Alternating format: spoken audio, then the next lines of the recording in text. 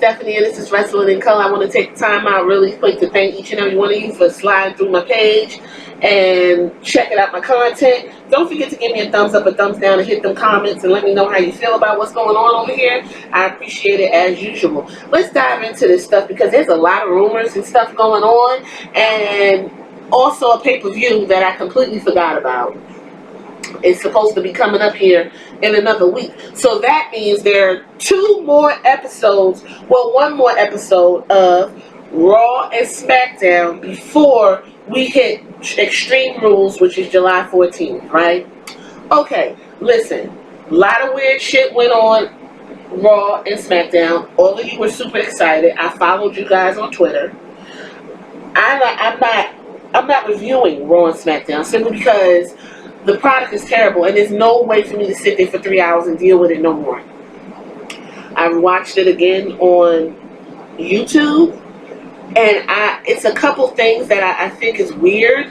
I think it's weird to refer to your Universal Champ as a bitch, and I don't really know why that's so supposedly provocative in this new gender bending type of storyline that's going on. No, that had nothing to do with Paul Heyman. Neither did the explosion in the beginning. Apparently, the only thing that Paul Heyman touched on Monday Night Raw was the Street Profits just letting y'all know that we over here in NXT doing our thing and we finna come up, which is what the fuck WWE should have been doing anyway, introducing NXT talent while on Raw so people could go down and watch NXT and grow with them.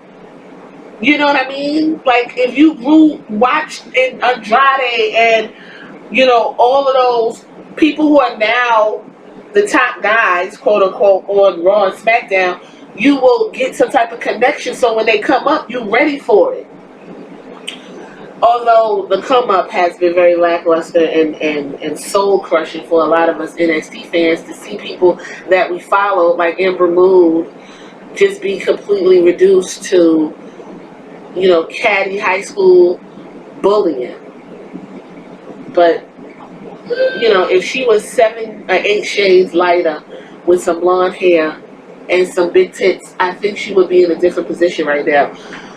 Anyway, apparently Gallows and Anderson signed a new deal, and I'm kind of confused about that because for a minute there, everyone was like, well, they're going to go to AEW, they're disgruntled, they're upset, they're not being used right, they're just there. These guys are pushing mid-40s, y'all calling them old. I don't even think one of them hit 40 yet, actually. I don't think even one of them are in their 40s, but, you know, in WWE universe, once you hit 35, you're considered elderly for some odd reason. So, word on the street, I like that. I think I'm going to call this Word on the Wrestling Streets. Luke Gallows and Carl Anderson are reportedly staying in the WWE for the foreseeable future. And of course, this is according to Dave Meltzer. Now, I wouldn't be a wrestling commentator if I did not refer to Dave Meltzer like the rest of y'all. Okay? I can't get this information pulled out my ass. But Dave Meltzer said they have absolutely signed new deals with the WWE, and the exact terms aren't known, but Meltzer noted that the WWE is making bigger efforts than people think in order to retain its talent, with All Elite Wrestling emerging. John Alba of Spectrum Sports 360 reported that the contracts are 5 years in length and will feature a significant raise. Because these guys got families, right? I know the bald-headed short one has a bunch of kids. So, you need money to raise kids. After being used only sparingly on television over the past 2 years, Gallows and Anderson have had a much bigger role as of late. It started with them interacting with AJ Styles on Monday night's episode of Raw. Styles turned heel and aligned himself back with them by attacking Ricochet. Now, I guess the club is reborn. AJ Styles is a heel. The storyline is AJ bullying Ricochet. Only problem I have with this is this would have been awesome had y'all dropped this while the Shield were still around. That's a missed opportunity 3 or 4 years ago.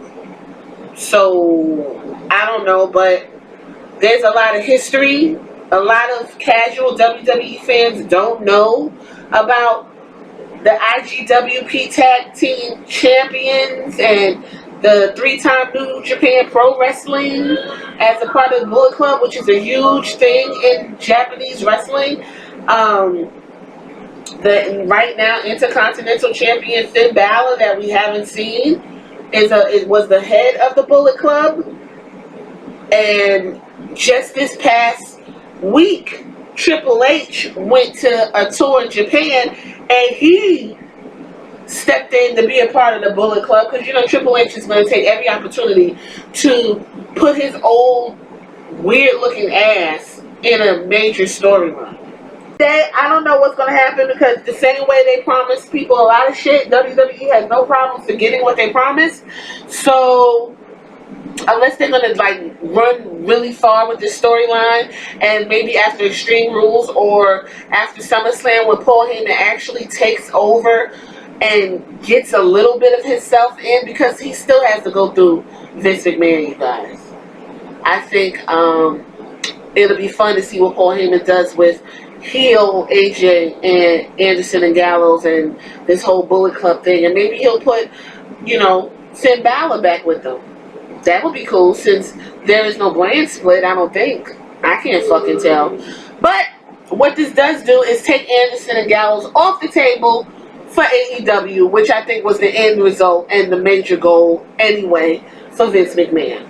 The news, we remember the WrestleMania 35 match between Triple H and Batista, which was very slow moving.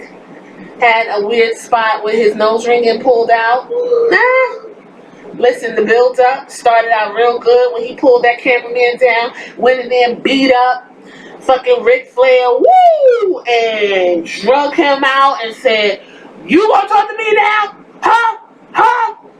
And then it just said, pew, right up until it was time to get on the wrestler stage at WrestleMania 35. That's just my feelings. But apparently, Mr. Batista was on Talk Is Jericho and his Omaha Steaks, and he said that he wanted to do an even more grandiose situation before Vince McMahon said, "No, not interested." Originally, this is Batista, and I quote, "Originally, we wanted to have a Hell in a Cell, but Vince, because of the Hell in a Cell pay-per-view, he didn't want to have a Hell in a Cell, and we really wanted a Hell in a Cell. They were just great matches. They were violent. We needed bells and whistles. We're two older guys. We hadn't wrestled a long time, and we needed the drama. We've already got history, so all we needed was the violence." Well, we know what we got, okay? And that was a missed opportunity, because Batista is now done with in-ring competition. Triple H won the match. He said that's his final match, and he couldn't convince Vince McMahon to do the Hell in a Cell. I think that would have made a huge difference in the momentum of the match, because they were tired. They're older guys, like he said, both pushing 50, 55. They could have used that cage to their advantage, but such is life. So I'm not excited about Raw, and haven't been in about 6 years. Vince McMahon is very pleased with Raw, apparently, and according to Sports Illustrated, McMahon was immensely pleased with the pacing, tone, and essence. And that is where Paul Heyman was, because he was sitting next to Vince McMahon for the whole 3 hours. It was the first episode of Raw since Paul Heyman was announced as the show's executive director, and while it isn't known precisely how much influence he had over it, Dave Meltzer reported that it was a very heavy Paul Heyman episode, and that Heyman had his fingerprints all over the show, where I couldn't tell because the shit looked like the same shit we've been getting. Anytime Shane McMahon comes on my TV, the inside of my stomach bubbles and I go take a shit. Raw undoubtedly had a different feel from Braun Strowman and Bobby Lashley opening the show by crashing through the entrance stage to increase the use of profanities to Styles turning heel on Ricochet to close the episode. Listen, just because somebody said, "Oh shit," doesn't mean we're going back to the Attitude Era, folks. Just because SmackDown Kofi Kingston flipped the bird doesn't mean we about to go back to the Attitude Era, folks. Just because Braun Strowman and Bobby Lashley jumped through a screen, and WWE did something so stupid. They put the backstage clip of them jumping through the screen on Instagram, which literally showed exactly what happened and took all the mystique out of the entire process. Why would you do that? I was like, take this down. Like, what are you doing? The WWE project has largely been stale in recent months, but that may be changing. The hope is that the same thing will happen on SmackDown Live, with former WCW President Eric Bischoff stepping in as executive director. With AEW looking to step up and challenge WWE, the world's biggest wrestling company appears to be feeling some kind of way. Listen, Eric Bischoff, if you guys want to get a taste of Eric Bischoff, go watch WCW. That's it. Watch a couple episodes. Get a taste of Eric Bischoff when he was younger and his hair was black and it was luxurious and it had volume.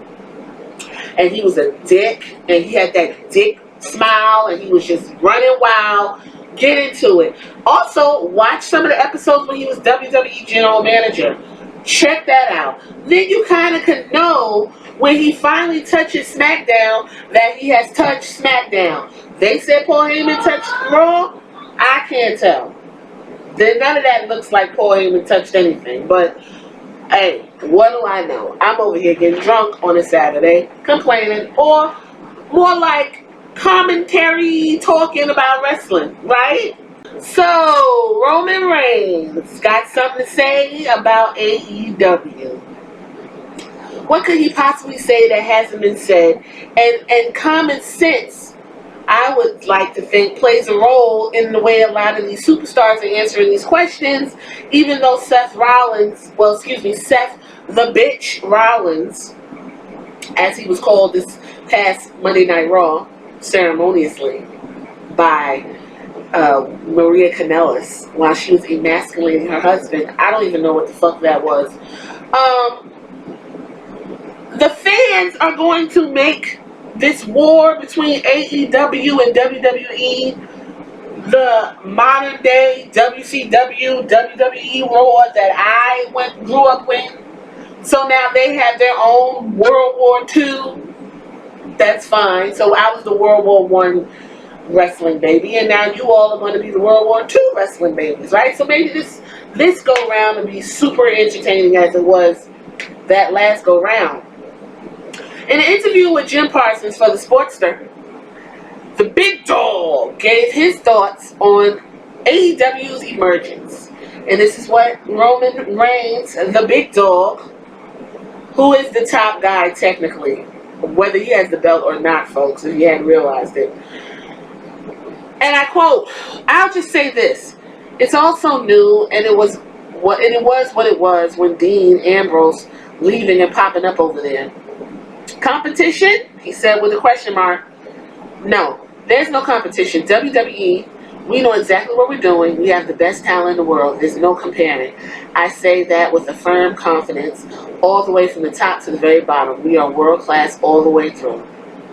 Thank you, Roman Reigns.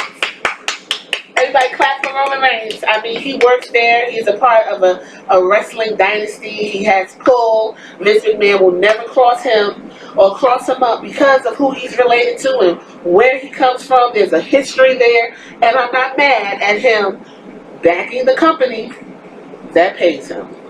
The one thing I agree with, Roman Reigns called AEW another option and another place to get a check. But he doesn't believe AEW is anything more than that at this point in its development. I'm never against optimism, he said, but I think you have foolish thoughts if you really think there's comparison or actual competition. Just an option, which isn't a bad thing. And I agree. And when Monday Night Raw comes on and it's a bunch of bullshit, I can go ahead and prepare myself for Thursday Thunder or Wednesday, whack-a-mole or whatever the fuck AEW is going to do. And I prepare myself for real good wrestling. And then I can prepare myself for Wednesday when I go watch NXT and watch what they have. I don't even have to watch Raw or SmackDown because I have the option for good, real wrestling with real storylines and real, actual continuity. Roman Reigns is completely correct. AEW is gearing up for All Out August 31st. Jon Moxley will be facing Kenny Omega. Chris Jericho will be facing Hangman Page. That's where they're going to crown their first champion. It's hot. Tickets sold out like that. Listen, they're doing a 2-for-1 right now for Extreme Rules. So I am not mad at Roman for giving the rallying cry to WWE. Not mad at all. There's been some negativity surrounding the WWE product, but the tide may be turning after they announced again Paul Heyman and Eric Bischoff. But both men still have to go through Vince McMahon. Possibilities. I don't know if you guys noticed, but there's a picture that WWE has been circulating on all of their platforms, and it's a picture of Sting standing over what looks to be is this a video game? It looks like a video game rendering. I don't know, but it's The Undertaker. And WWE put the word imagine. And I said, imagine what? Oh, you guys are wanting us to think that Sting versus The Undertaker is going to be a thing? Let me tell y'all something. You're supposed to hit it while it's hot. 20 years ago? Oh, yeah. Oh, I'd have been over here marking all the way out, salivating. Yeah. Not so much now. But I will say this. If Sting versus The Undertaker is a thing, it will probably be at a WrestleMania or a Saudi Arabia show. There's really not too much to go on about that. But let's just keep in mind that Sting is 60 years old and The Undertaker is 54. So we don't want to have what happened with The Undertaker and Goldberg. We don't want to have what's going to happen with Undertaker and Shane McMahon coming up on Extreme Rules. So if we're going to do this, WWE, I need you to give them a really good stipulation. The kind of stipulation you didn't want to give Batista and Triple H for WrestleMania. You may want to give these guys something to put in their hands so they could keep the momentum. Because it ain't old Stinger and it damn sure ain't old Undertaker. And I don't want to see what I saw at the last Saudi Arabia show. So I think that's where that's going to happen. And it's a what-if scenario. So there's that. Apparently, Road Dogg has a role at NXT. You know, Road Dogg got the fuck up out of there at SmackDown. Shit wasn't going right. Everybody was going to Road Dogg and kicking him in the ass on Twitter. Now he's over there down there at NXT with Shawn Michaels and a couple other guys. There's now some clarity regarding the Hall of Famer and his role at the NXT and the WWE Performance Center. According to Dave Meltzer, Road Dogg is teaching character development to the WWE Rising Stars, which is good because the characters that are being built in NXT are supposed to go ahead and smoothly transverse into whatever role that they're going to be on the respective shows, SmackDown or Raw. As of late, that hasn't happened. Names were changed. Bullets were added. A creaking board was added. You brought the people up. They ended up in catering. It's a lot of things that has been happening to NXT talent that a lot of us put our energy into watching the show. Some of us are going to the shows. We're enjoying the new talent. And when it goes up to the main roster, it's gut-wrenching to see somebody you saw hone their skills be destroyed from the inside out. EC3, even though he was big over at Impact and all of that, what's going on with him now is terrible. And that's just what it is. And I feel like if y'all didn't want to deal with a lot of these people you're pulling up, you should have left them where the fuck they were. So PW Insider's Mike Johnson reported that Road Dogg resigned from his position as co-lead writer of SmackDown after reaching a breaking point due to Vince McMahon's constant script changes. Now, if Paul Heyman and Eric Bischoff have to deal with shit like that, there's not going to be much change on these two shows. And I think we all need to wait until either after Extreme Rules or after SummerSlam to really see what's the change coming. And I suggest you do a little bit of homework and go look at what the touches of these men look like to their prospective brands, ECW and WCW. In NXT, Road Dogg will get to work alongside former D-Generation X stablemate Triple H, and he is also teaching something he knows plenty about. Road Dogg was never considered a great in-ring worker, but he was hugely over the crowd during the Attitude Era as one half of the New Age Outlaw with Billy Gunn through his promo ability. Yes, the badass Billy Gunn, the New Age Outlaws. Yes, and you know what? I love Mr. Ass. Okay? I'm just going to put it out there. Billy Gunn, in his younger days, was very sexy. Now, you know, he's still held on, maybe because he eased off on the drugs. If Road Dogg can impart on that youngster wrestlers in NXT, it'll go a long way to ensure their success on the main roster. It probably won't, because they'll get up there and they'll try to do their thing, and Vince McMahon will fuck it up, because that's usually what's happening right now. So, Aleister Black has been in the closet for a long time asking for people to come and fight him. The door was open at one point on one episode and he didn't come out of it. So I don't know who his opponent's going to be, but word on the street is it may be Cesaro. Some of you all also said The Fiend, which is Bray Wyatt's new thing. I don't know. I really don't have any idea who would go and fight, you know, this guy. If it was up to me, I would probably put in with Andrade, or I would go pull in Shinsuke Nakamura. I would probably go and dig up. Oh, he's on 205 now, so I couldn't get him because he's been. What's his name? I forgot his name. Oh, I would get. What's his name? Who had the mustache? Glorious one, Robert Roode. I don't know what happened with him, but maybe y'all could put him on Raw or SmackDown and let him open the door and they can have a match. I don't fucking know. I have no idea. That's it. Apparently, Rey Mysterio will be coming back to Raw next week, you guys. He'll be there Monday, supposedly. It's been a month since Rey Mysterio was forced to just hand his title back to the motor mouth that is Samoa Joe due to a shoulder injury that he had suffered at Money in the Bank. Well, he's back, and Mysterio made it clear he was hoping to be back by late June, early July, and here we are.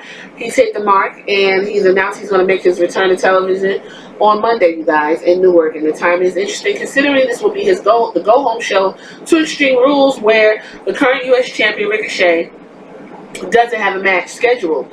Now, he's in the feud with AJ Styles. So I'm assuming that's going to be the match, and at some point they're going to make it extreme. Don't be shocked if it becomes triple threat and Rey Mysterio somehow slid the fuck in there. There's that. I think this is more of an opinion, but with the new hire of Paul Heyman and Eric Bischoff, and everyone's really like charged up and excited about this, you all want to go back to the Attitude Era, or maybe remove the PG era and take it back to the good old TV 14 days. Let me tell y'all something about television. I just watched, what did I watch on regular TV? I don't even remember, but they were doing a whole lot of cussing. Oh, no, it was Pose, but that was on FX. Maybe that's why. Okay, listen, bitch has been used on regular primetime TV for the last couple of years. People been having full-on sex on television. Like, WWE stays in the confines of PG simply for advertisers. At any point past 10 o'clock, they could cut fuck loose if they wanted to. But since they're lazy, they never did it. So now you all, who've taken the bar and put it under the couch, you all think that these little, oh shit, he's going to the Attitude. They could have been doing that. Once 9 o'clock hit, y'all could have cut the fuck loose for the last 10 hours. Because number one, no one was there to watch it. Number two, it's late.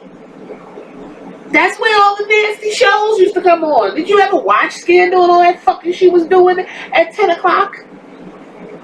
Anyway, they said the PG era has to go, and it got to go right now. This person said the PG era was a good way for WWE to cozy up to the sponsors while seeking out television deals and moving as much merch as possible. And okay, they feel like the PG era has run its course. Said think about the past few months in wrestling and what it's come to. WWE has a big deal with Fox to move the SmackDown over there. This is huge, and yet right now WWE is bleeding talent.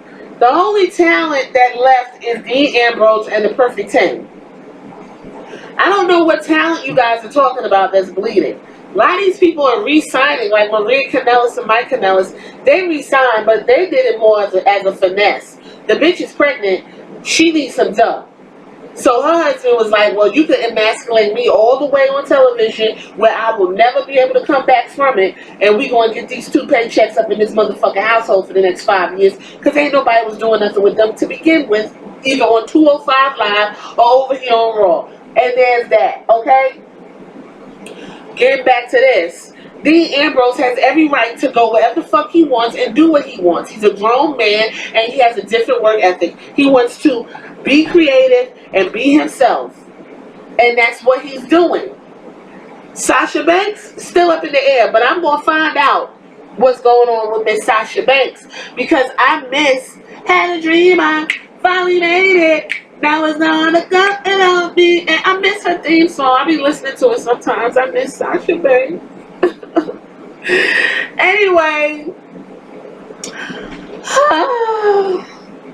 last week's Raw saw a little rise in the ratings, but you know what? I don't care about ratings numbers. I don't know why you guys are like watching ratings and stock numbers. Do you work for WWE? Who gives a fuck? I don't care about none of that. I want to see some good shit. Apparently, this person said Heyman and Bischoff are direct responses to these problems. That I don't know. I personally think they're there to take the brunt of all the bullshit that's about to come down this pipeline, because you all are excited, and I think your bubble's about to be burst, to be completely honest. Dave Meltzer of Wrestling Observer Radio, there go Dave again.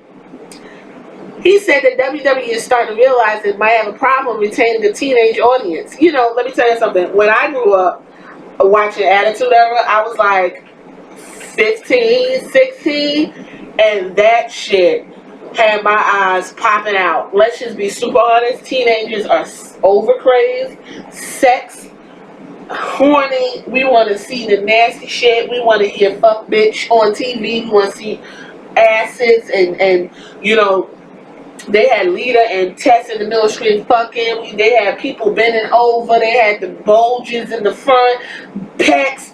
They had listen, I grew up, and you could go right onto the WWE network and see all that salacious shit, and half that stuff. I think now at my age, how did it get on regular TV? My dad used to be like, if you don't turn that shit off.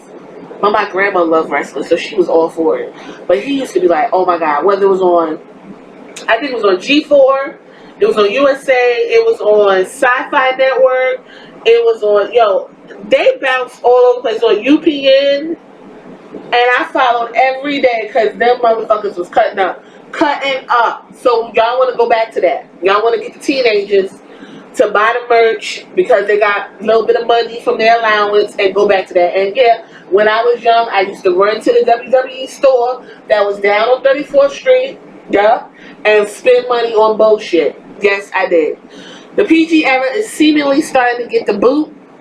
Specifics about when Heyman and Bischoff will start, don't nobody really know. But the July 1st edition of Raw featured an announcer dropping the holy shit. And that, y'all just went, what? Listen, like, calm down. And then the bird, which I already mentioned, I was just like, and Kofi Kingston looks so dumb flipping Samoa Joe off. He just looks stupid to me, but whatever. Getting as far away as possible from the strict Adherence to PG programming isn't so much about keeping fans engaged as it is about creating new fans. When outsiders look at the product, they don't see anything special. They don't see a reason to dive into 5 hours of weekly programming. There isn't a fun superstar who can cross over into the mainstream like The Rock did. Listen, it could be rated G. If you give me a storyline, and it doesn't have to have dick and pussy all laid over it. It doesn't have to have people fucking. It doesn't have to have nobody saying fuck you bitch and none of that. You give me a good storyline, I'm going to watch. That's really it. I don't really know why you all want to go back to this attitude shit. How selfish can you be? Because what's going to happen to the women in the attitude era?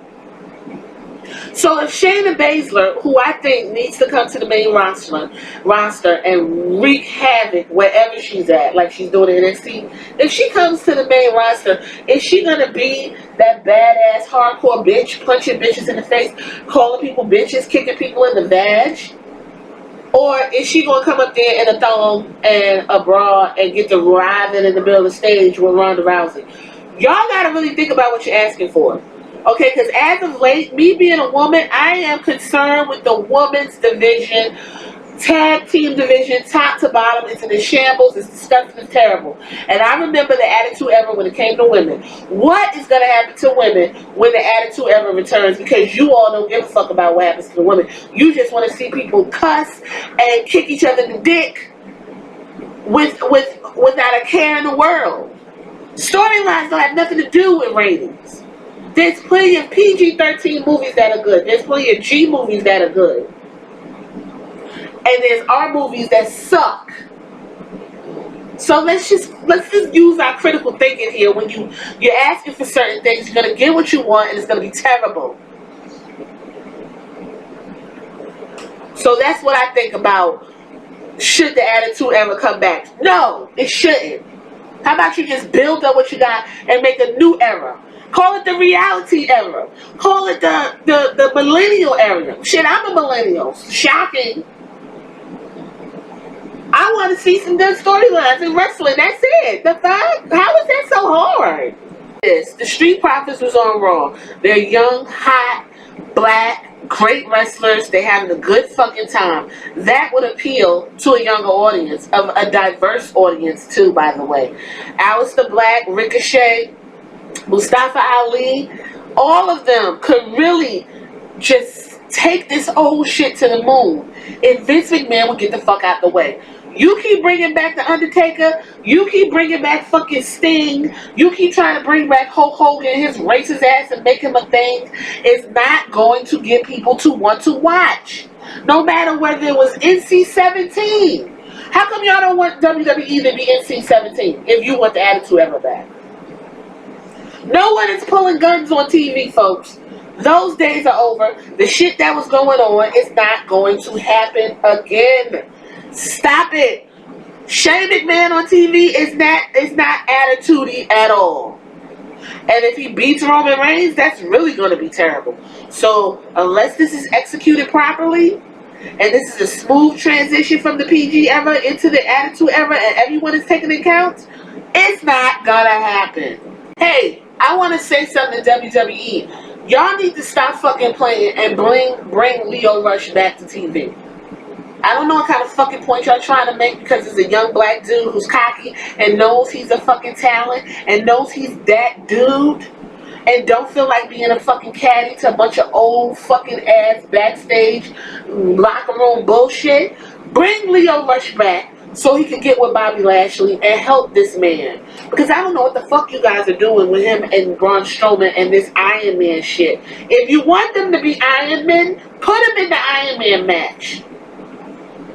How about it? Lio Rush, come back to WWE now. Now, this whole article is full of some good shit, okay? Like, is the WWE trying to bring the Rock back to SmackDown? I didn't even think of none of that. Because The Rock right now is pushing this Hobbs and Shaw bullshit. And they got some NXT, they got Brisk Tea is pushing a can of whoop-ass iced tea. I believe that's what it is. I don't know what's going on there. But apparently, if the WWE has its way, The Rock will return. Okay, Joe Pesci, or however you pronounce his name, of the Barn Burner Radio, recently reported that The Rock is among the blockbuster names the WWE is trying to bring back for SmackDown's debut on Fox October. WWE is short of pushing a panic button and trying to call former guys, new guys, any guys. They're trying everything here. I also heard that for the first SmackDown on Fox in LA, they're trying to get The Rock. They're trying to get the Brock Lesnar. They're trying to get Ric Flair. Who the fuck wants to see that? Just want to know. If you're going to bring The Rock back and pay him $10 million to show up, you might want to put The Rock in a good storyline against somebody that The Rock never encountered. How about that? Why are you putting The Rock back in there with Brock Lesnar? Why is Ric Flair and whatever he's going through health-wise back in the ring, barely can talk? Why are you doing that? When you got Aleister Black, you got Andrade Cien Almas, you got who the fuck? Shinsuke Nakamura, you got even Rusev. Literally could start a feud with The Rock. The Rock could be walking backstage doing The Rock shit, and one of them could be like, I don't even know why you're here. You old news. Get the fuck out of here since the Attitude Era is back. Fuck out of here. Hit him over the head with a chair. There you go. I don't want to see no old shit, okay? So what does this mean for the WWE? Well, they're trying to pull out all the stops for its Fox debut. And SmackDown is set to appear, the new SmackDown, and I'm sure Eric Bischoff will be actually riding that October 4th on Fox. It's supposed to be loaded up with a bunch of names. The Rock is about as big as it gets. The company has reportedly had long plans to have him wrestle, so the circumstances haven't worked out because The Rock is doing every fucking thing and except going to sleep. The man stays on movies. His movies are a majority of them corny, but you all love it. While it's not totally clear if The Rock's potential return could be a one-off or the start of some long-term, it's imperative that the WWE starts off strong to keep the people coming back. So if you want to start, you gotta, let me tell you something, if WWE gets over on SmackDown on Fox and they put that bar in the stratosphere and proceed to drop below it, it's gonna be a problem. Guaranteed. Here's my girl Sasha Banks. Listen, we haven't seen her since WrestleMania. Since that terrible situation where they took the belts off of her and Bayley. And Bayley right now is in a terrible situation in this vortex with fucking Nikki Cross and Alexa Bliss that I don't even understand. Anyway, there's conflicting reports regarding her contract. Although one report states that Banks was offered a massive 7-figure deal in value. Freelance reporter Tom Coley Hughes says that her hiatus is nothing out of the ordinary. She's expected to be back soon. It has been reported recently that Sasha Banks has been offered a bumper new contract with WWE, but I haven't been told by multiple sources that is not the case. In fact, the message coming through is very clear that Banks' time away from the company is not being considered as anything too out of the ordinary. Colon Hughes also added that Vince McMahon is big of Banks, and she will likely slot right back in wherever she comes back. In fact, while WWE and Banks are in continual contact, there have been many discussions about how to encourage her back. I'm told that the WWE aren't particularly unhappy with the situation. They've gone with Bayley, and she's doing well. When Sasha comes back, she'll go right back in as if nothing happened. Vince McMahon is also apparently a fan of how Banks has not been using her social media. Well, she's been using her social media to troll fans of other companies into thinking that she may be switching sides. Vince loves that. I've been told that he finds the whole thing very funny, just as long as it doesn't drag on too long. Oh, so when she does her cryptic messages and everybody's like AEW, they put that gif of Cody Rhodes standing in the hallway and he's hearing something and the thing pans into him, you all think she's just going to go to the AEW? I believe it. She'll be back on WWE TV. Why not? She could actually be the face of SmackDown. She could. I can see it. So what does that mean, right? Well, Banks hasn't been seen on Raw and SmackDown since WWE WrestleMania. Bayley is the SmackDown champion. I already told you what she got going on sucks. Uh, some of y'all think it's a clear jab at her, which I agree, because Vince McMahon is very petty and has no type of professionalism whatsoever, that he will bury his talent and jab them when they don't do what he wants. The loss of Banks, combined with Ronda Rousey's departure and Nia Jax, has left the women's division without three of its biggest stars. Now, Nia Jax, that's questionable. But I know since Nia Jax ain't there, y'all ain't did nothing with Tamina Snuka for some odd reason. But when I saw Tamina Snuka on NXT, she was great. Don't know what happened. It's really struggled over the past few months, a span during which it relied mostly on Becky Lynch, Lacey Evans, and Charlotte Flair. That's because that's how y'all wrote it. You wrote it like that. And quiet as it's kept, Becky Lynch has lost steam. Period. I don't care what Becky Lynch is talking about. And honestly, I hope she loses the belt, her and Seth, to Lacey and Baron, and reset this whole shit. For Banks, money doesn't seem to be the real issue. She just wants better looking, better booking. But whether or not WWE plans to appease her with some more intriguing storylines isn't clear. While War Report states that WWE is willing to concede a lot to get Banks back, questions remain about whether the relationship between Banks and WWE is irreparable, with the widespread belief being that no contract offer could entice Banks to stay because of how badly she wants out of the company. Who knows what's going to happen from here, folks? That's really what that is. And she got a whole bunch of other cryptic tweets, and we can continue to sit here and try to figure out what the fuck is going on. So, you know, The Undertaker's supposed to be coming to SummerSlam. So The Undertaker is going to have some type of opponent at SummerSlam. Who could it be? And if it is Baron Corbin, I promise you, I will cancel WWE Network. I will cancel WWE. I will film myself canceling it if Baron Corbin is in the ring with The Undertaker at SummerSlam. That's it. And if that's the case, if he's going to do that, Baron Corbin needs to be the new Universal Champion if he's going to do that. That's it. I don't know who the fuck would want to see that. That's absolutely irreprehensible and ridiculous. Consider the fans were openly rejecting Corbin being the one to face Kurt Angle in his retirement, but WWE stuck with the match anyway because Vince loves Baron.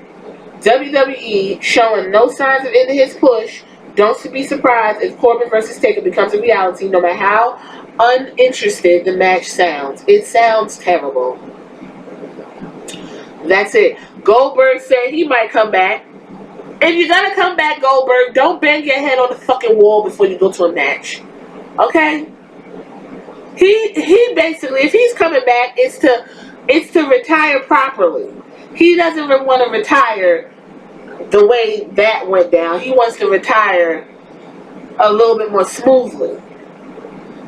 So I think that I wouldn't be surprised if he'd be on the next Saudi Arabia show doing whatever the fuck he wants to do.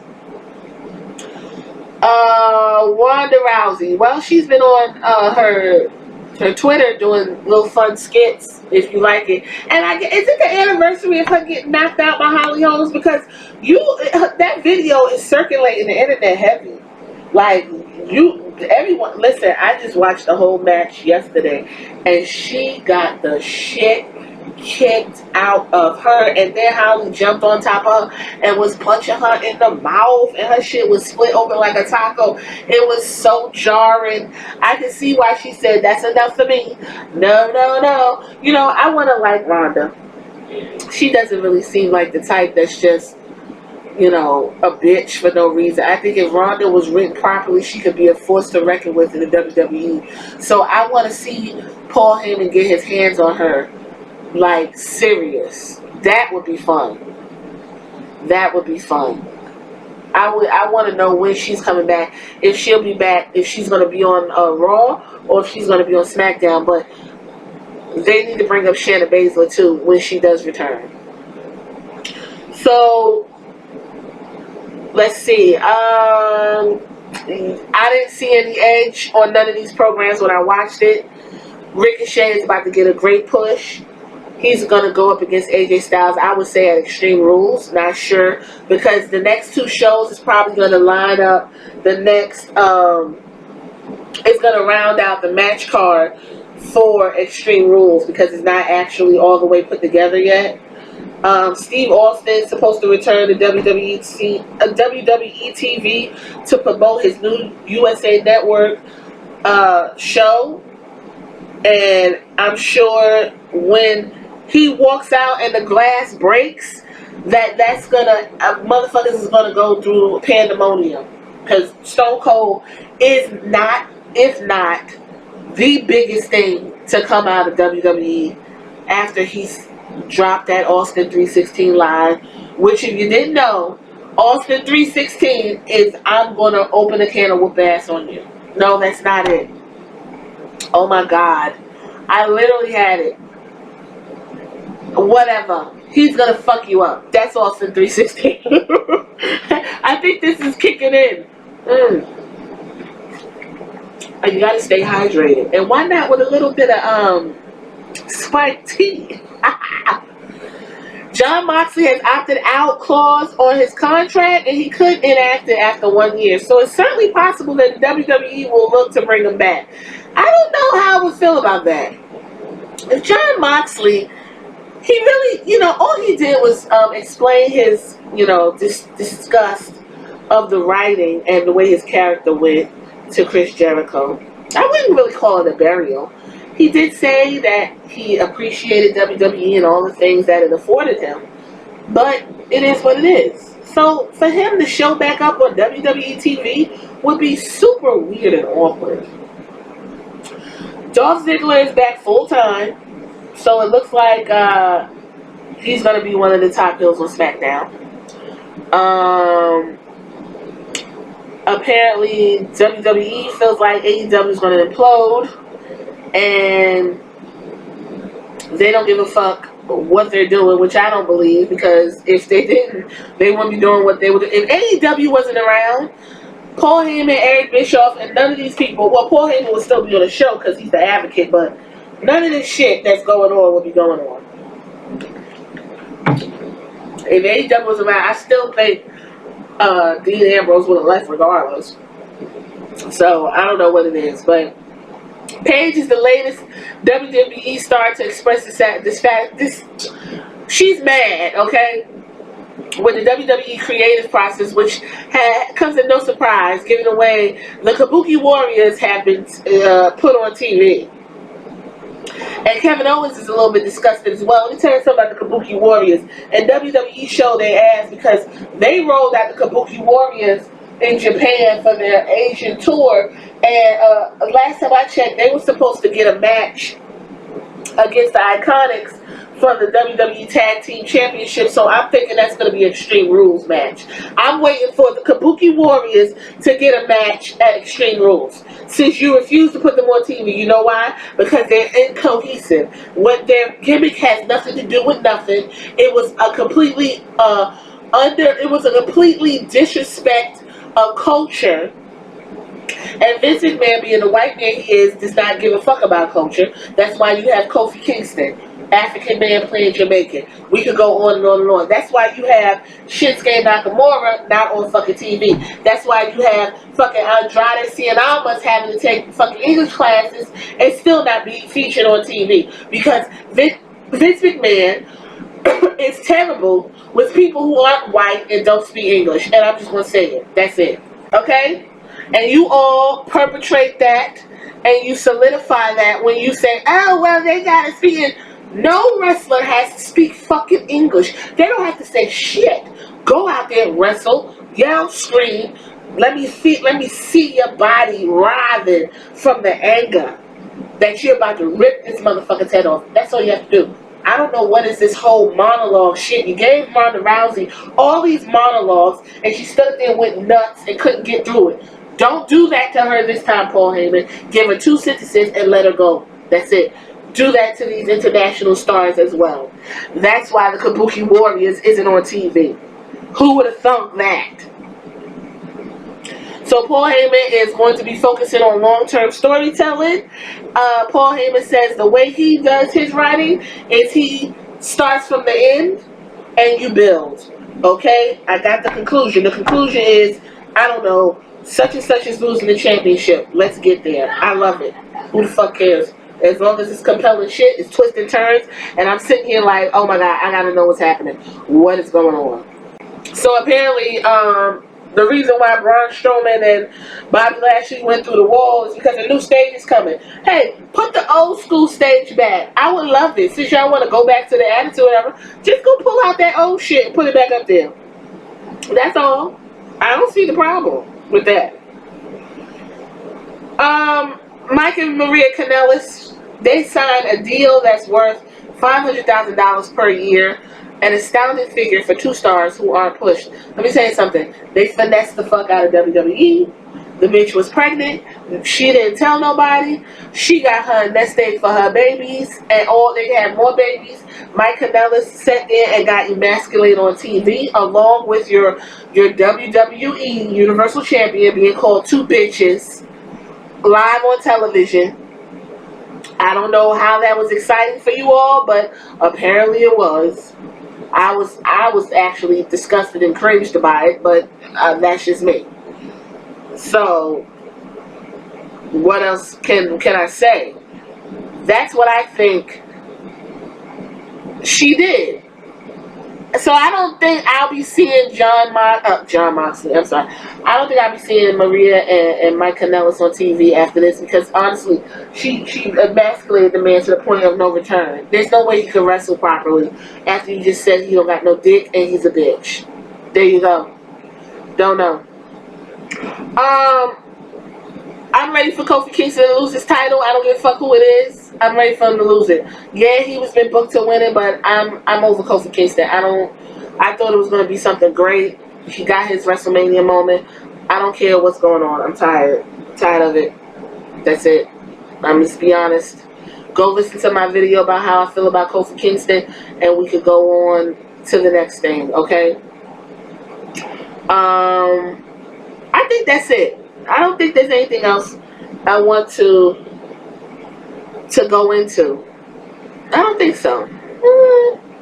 Yeah, I'm gonna round this out. This is a long one. With Extreme Rules coming on the end of the week, they're still going to be building these matches, and so far nothing really has been extreme from what I'm guessing. So I'm thinking this website I was reading kind of made some good analogies of what could happen as the liquor's kicking in, folks. Analogies of what could happen going forth and making some of these matches extreme. So number 5, they said the top 5 things that could happen to make matches extreme. That is going to happen, but Kofi Kingston versus Samoa Joe should be a ladder match. That's what they said. Sounds good to me. Don't really know why Joe's upset at Kofi Kingston, but he won't be winning the title because he's a loser. That's a given. And why waste a ladder match on a second-rate lackluster pay-per-view anyway? But it's fun to think, right? It's fun to think about it. Let's see. A stipulation for a cool match would be Braun Strowman and Bobby Lashley in the ambulance match. I mean, will Braun Strowman flip the ambulance on the Bobby Lashley's head? Bring back Leo Rush! Oh my god, this is so stupid. You know, Braun Strowman is just he's just destroyed. It's just like, who cares? I don't want to see a 2 out of 3 falls match with anybody, but they think Drew Gulak versus Tony Nese in a 2 out of 3 falls match would be great. Listen, 205 Live always brings the funk on these pay-per-views anyway. So no matter what they do, it's gonna be good. I would love to see Cedric the Entertainer. Oh my goodness, I think I'm about to get off because I'm loopy as fuck. Cedric Alexander, I would love to see wrestle again. Number 2, they said Bayley versus Alexa Bliss in a shark cage match. Listen, Bayley is about to... who they gonna put in the cage? Nikki Cross? I don't even know why Alexa Bliss is in the fucking ring with Bayley again. Anyway, their last match was terrible. And the match before that was terrible. Ugh. And the last one they said was... The last one. What's the number one? It would be cool if the Universal Champion title match with Baron Corbin and Lacey Evans, that should have been Extreme Rules. Some kendo sticks and some chairs. Danny Bryan versus Roman versus the New Day versus Heavy Machinery. The Machinery should be a tables elimination match. Makes complete sense. Who knows if they're going to do it? All right, you guys, listen. I done got through this. This is a long one, 55 minutes of rumors and news and who knows and how I feel and all kinds of stuff. I hope you enjoy it. I hope you got through it. You don't even need to look at the screen. You just need to listen to me talk. All of this is going to play out on Raw on Monday, on SmackDown on Tuesday. Don't forget NXT. This past NXT was cool. I love Adam Cole, baby. And look out for all the other things. Right now is the best time to be a wrestler, you guys. I'm Stephanie. This is Wrestling Color. Give me a thumbs up, a thumbs down, a comment. Tell a friend. Whatever else you're supposed to do on YouTube. And I'll check you guys on the next video, which will be talking about Extreme Rules and whatever the fuck else they did on these fucking shows. Alright, peeps. Deuces!